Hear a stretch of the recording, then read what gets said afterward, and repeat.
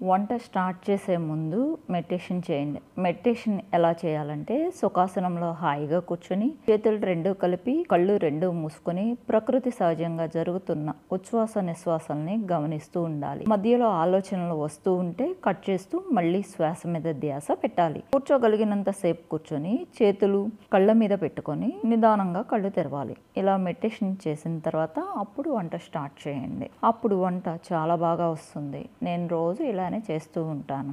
వీడియోలోకి వెళ్దాం.